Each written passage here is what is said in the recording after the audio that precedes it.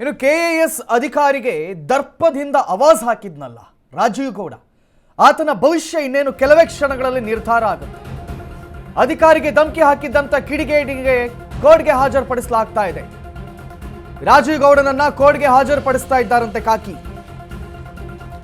ಶಿಡ್ಲಘಟ್ಟ ನ್ಯಾಯಾಲಯಕ್ಕೆ ಆರೋಪಿ Rajiv ಹಾಜರಾಗಿದ್ದಾನೆ.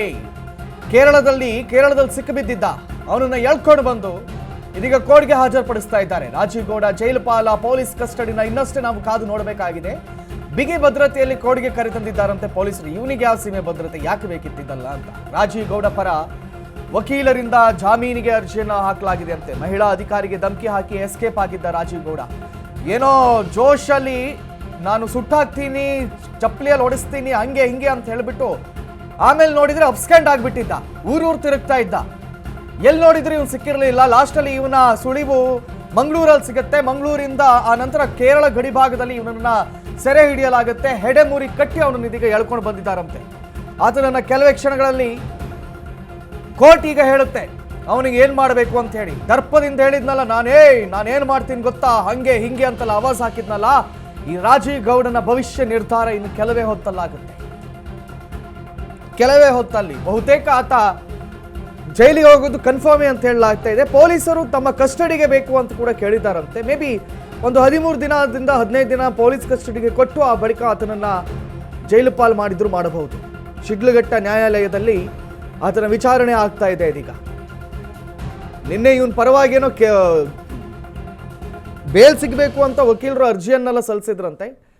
But court ಅದನ್ನೆಲ್ಲ ಅಷ್ಟು ಸುಲಭದಲ್ಲಿ ಪರಿಗಣಿಸುವ ಹಾಗೆ ಕಾಣಿಸ್ತಾ ಇಲ್ಲ. ಯಾಕಂತ ಹೇಳಿದ್ರೆ ಓರ್ವ ಕೆಎಎಸ್ ಅಧಿಕಾರಿಗೆ ವಾಚಮ ಗೋಚರ ಬೈದವನಿಗೆ ಇಷ್ಟು ಸುಲಭದಲ್ಲಿ ಬೇಲ್ ಕೊಟ್ಬಿಟ್ರೆ ಇದೊಂದು ಉದಾಹರಣೆ ಆಗಿಬಿಡುತ್ತೆ ಮುಂದಿನವರಿಗೂ ಕೂಡ. ಎಲ್ಲರಿಗೂ ಪಾಠ ಕಳಿಸೋದಿದ್ರೆ ಇದೇ ಪ್ರಕರಣದಲ್ಲಿ ಪಾಠ ಕಳಿಸಬೇಕು. ಓರ್ವ ಕೆಎಎಸ್ ಅಧಿಕಾರಿಯ ಎದುರಿಗೆ ಹೆಂಗ್ ವರ್ತಿಸಬೇಕು ಅಂತ ಗೊತ್ತಿಲ್ಲ, ಯಾವ ರೀತಿ ಮಾತಾಡಬೇಕಂತ ಗೊತ್ತಿಲ್ಲ. ಊರೂರು ಸುತ್ತುವಾಗ ಅಬ್ಸ್ಕ್ಯಾಂಡ್ ಆಗಿ ಇಲಿಯೊಂದು ಬಿಲದಲ್ಲಿ ಹೊಕ್ಕಂತೆ ತಾನು ಹೋಗಿ ಬೇರೆ ಬೇರೆ ಬಿಲಗಳಲ್ಲಿ ಅವಿತು ಕೂತ್ಕೊಳ್ಳುವಾಗ ಈತನಿಗೆ ನಾಚಿಕೆ ಆಗಬೇಕಿತ್ತು. ಇದೀಗ ಪೊಲೀಸ್ ಕಸ್ಟಡಿಗೆ ಕೇಳ್ತಾ ಇದ್ದಾರೆ ಇವನನ್ನ. ಶಿಡ್ಲಘಟ್ಟ ನ್ಯಾಯಾಲಯಕ್ಕೆ ಹಾಜರುಪಡಿಸಲಾಗಿದೆ. ಅಲ್ಲಿ ವಾದ ಪ್ರತಿವಾದಗಳು ನಡೀತಾ ಇದೆ. ಗೊತ್ತಾಗಬೇಕು ಯಾವ ರೀತಿಯಾಗಿರ್ತಕ್ಕಂತಹ. ಬಹುಶಃ ಇವನು ಆ ಕಾಲ್ ರೆಕಾರ್ಡ್ ನಂದಲ್ಲ ಅಂತ ಇನ್ನು ಮುಂದೆ ಹೇಳಕ್ಕೆ ಸಾಧ್ಯವೇ ಇಲ್ಲ. ಯಾಕಂತ ಹೇಳಿದ್ರೆ ಆಲ್ರೆಡಿ ಒಂದು ವಿಡಿಯೋ ಮಾಡಿ ಕ್ಷಮೆಯನ್ನು ಕೂಡ ಕೇಳಿ ಆಯಿತು ಈ ರಾಜೀವ್ ಗೌಡ ಅನ್ನುವಾತ. ಸೊ ಇನ್ ಕೇಸ್ ಆಫ್ ಆ ಕ್ಷಮೆಯ ವಿಡಿಯೋ ಇಲ್ಲದೆ ಇದ್ದಿದ್ರೆ ಇವನ್ ಪರವಾಗಿರ್ತಕ್ಕಂಥ ಲಾಯರ್ ಅದೇ ವಾದವನ್ನು ಮಾಡ್ತಾ ಇದ್ರು, ಆತನ ಆಡಿಯೋ ಅಲ್ಲ ಅದು ಅಂತ. ಇನ್ನು ರಾಜೀವ್ ಗೌಡ ಅರೆಸ್ಟ್ ಶಿಡ್ಲಘಟ್ಟದಲ್ಲಿ ಕಾಕಿ ಭದ್ರತೆಯನ್ನು ನೀಡ್ತಾ ಇದೆ ಅಂತೆ. ಶಿಡ್ಲಘಟ್ಟ ನಗರ ಠಾಣೆ ಮುಂದೆ ಭಾರಿ ಹೈಡ್ರಾಮಾ ನಡೀತಾ ಇದೆ. ಪೊಲೀಸ್ ಠಾಣೆಗೆ ರಾಜೀವ್ ಗೌಡ ಅಭಿಮಾನಿಗಳ ಲಗ್ಗೆ ಇಟ್ಟಿದ್ದಾರೆ. ಅಭಿಮಾನಿಗಳನ್ನ ನಿಯಂತ್ರಿಸಲು ಪೊಲೀಸರು ಹರಸಾಹಸ ಪಡ್ತಾ ಇದ್ದಾರಂತೆ. ಏನು ಗರಂಧಾರಿ ಕೆಲಸ ಮಾಡಿದ್ದಾನೆ ಅಂತ ಇವನಿಗೆ ಇಷ್ಟೆಲ್ಲ ಅಭಿಮಾನಿಗಳು, ದೇವರೇ ಬಲ್ಲ. ಲಘು ಲಾಠಿ ಪ್ರಹಾರ ನಡೆಸಿ ಜನರನ್ನ ಓಡಿಸಿದ್ರಂತೆ ಪೊಲೀಸರು. ಠಾಣೆ ಬಳಿ ಹೆಚ್ಚಿನ ಪೊಲೀಸ್ ಬಂದೋಬಸ್ತ್ ನಿಯೋಜನೆಯನ್ನ ಮಾಡಲಾಗಿದೆ. ಈ ಒಂದು ಮಾತಿದೆಯಲ್ಲ, ಹಾಗಲಕಾಯಿಗೆ ಬೇವಿನಕಾಯಿ ಸಾಕ್ಷಿ ಅಂತ ಹೇಳಿ, ಇದು ಹಂಗೆ ಬೇವಿನಕಾಯಿಗೆ ಹಾಗಲಕಾಯಿ ಸಾಕ್ಷಿ ಆಗ್ತಾ ಇದೆ. ಈತನಿಗೆ ಒಂದಿಷ್ಟು ಅಭಿಮಾನಿಗಳಂತೆ, ಇವನೇ ಅಭಿಮಾನಿಗಳು ದುಡ್ಡು ಕೊಟ್ಟು ಕರೆಸಿದ್ದೋ ಯಾರಿಗ್ ಗೊತ್ತು. ಬಟ್ ಪೊಲೀಸ್ ಠಾಣೆ ಎದುರಿಗೆ ರಂಪಾಟ ಮಾಡ್ತಾ ಇದ್ದಾರೆ. ಲಘು ಲಾಠಿ ಪ್ರಹಾರ ಕೂಡ ಪೊಲೀಸರು ಮಾಡಿದ್ದಾರಂತೆ.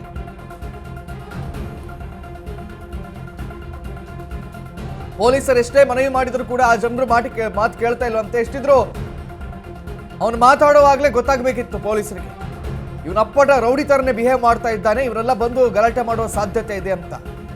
ಅದೇ ಆಗ್ತಾ ಇದೆ ಇದೀಗ.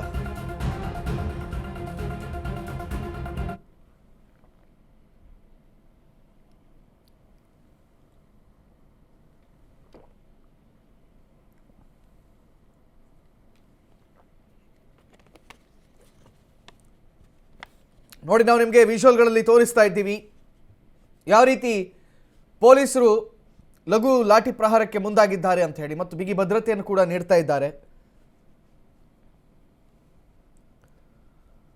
ಲಘು ಲಾಠಿ ಪ್ರಹಾರ ನಡೆಸಿದಂತಹ ಜನರನ್ನ ಓಡಿಸ್ತಾ ಇದ್ದಾರಂತೆ ಪೊಲೀಸರು.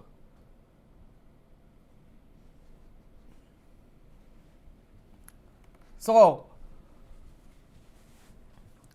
ರಾಜೀವ್ ಗೌಡ ಅರೆಸ್ಟ್ ಮಾಡಿಕೊಂಡು ಆತನನ್ನ ಕೋರ್ಟಿಗೆ ಪ್ರೊಡ್ಯೂಸ್ ಮಾಡ್ತಾ ಇದ್ದಾರೆ.